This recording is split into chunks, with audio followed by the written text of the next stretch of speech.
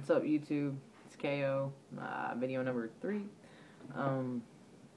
I guess I just kind of wanted to spew a little, nothing bad, just a million different thoughts running in a million different directions.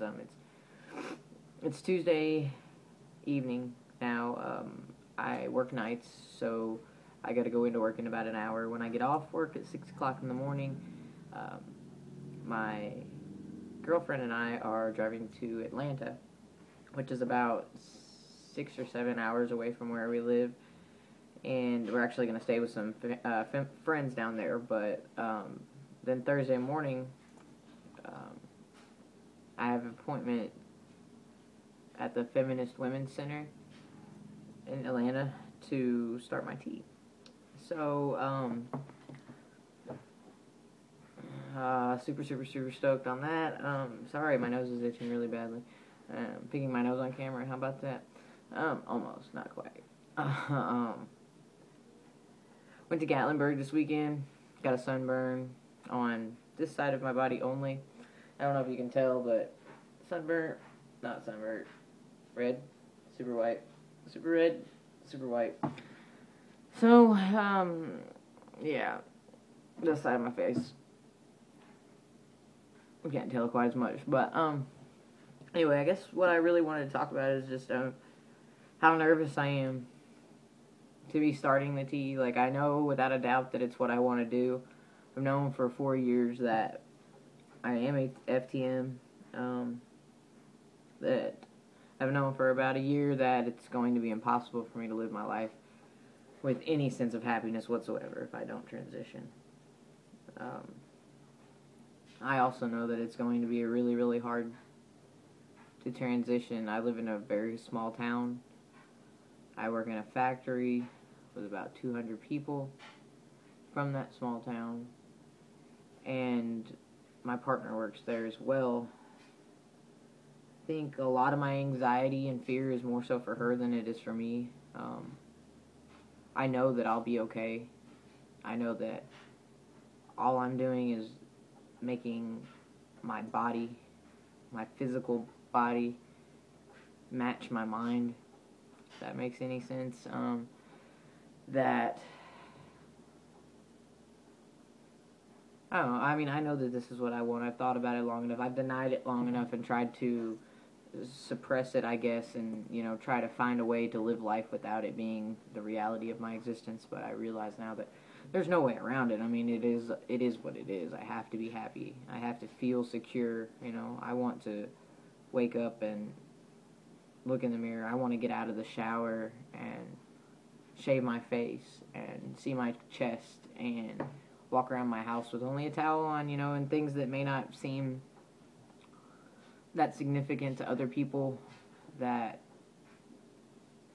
just, they cause me sadness. Is slightly a dramatic word, but some days it is that. The dysphoria it comes and goes, and I deal with it mostly on my own. Most people don't know I'm not a depressed person or a sad person. I'm a very happy person, very lively person. I think I'm rambling slightly, but anyway, as far as my girl, I know that this is not what she chose. And I know that it's such a hard thing to do when it's something for yourself that is a matter of life or death. And we've been together for 4 years now, and she does support my transition. I told her not too long ago, but she does support my transition. I don't think she fully understands it. I think it scares her. I think it's strange to her still. But I know that she loves me, and she knows that she loves me, and she knows that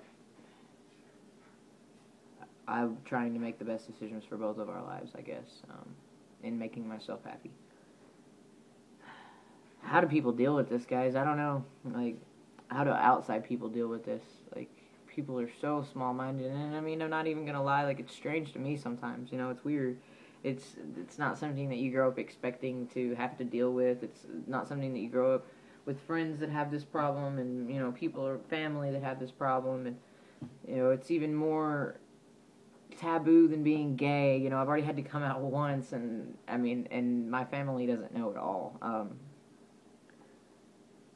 they know that I've always been very masculine, especially here within the last couple years. You know, it's really taken effect more. I don't have to try to pass. I have a very small chest. I have no binder on right now. I know I'm fortunate that way. I mean, my chest is still, I'm very, very insecure about it, and I do wear a binder a lot of times, but I'm wearing a black shirt right now, so kind of hides it, but, I don't know. I mean, it's still strange to me, too. You know, I wouldn't ever want someone to have to struggle within themselves about their gender identity, but the reality of it is that there are those of us that do. I just don't know how hard it's going to be for her to have to go through this. It scares me. I don't want to lose her, but I also don't want to put her through something that emotionally she is not capable of, because I know when it really comes down to it that sometimes, yes, people surprise us, but the majority of the time the world is a very cruel place. Especially of things that they're ignorant to, or, you know, ignorance is intolerance. I mean, that's where it all stems from, but in a couple years, I really hope to be able to leave this town. I stay here right now because of my grandparents and my job. We talk about moving to the city all the time, you know. We talk about how even though it's harder right now, and that once I start, you know, showing my transition more. Sorry guys, this gum is gross, I gotta spit it out.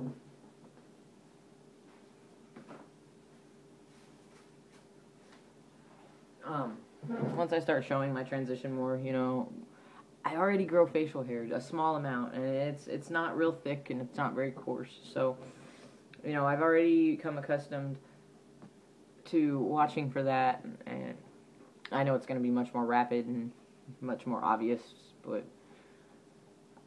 I'm going to start my doses out low, I guess.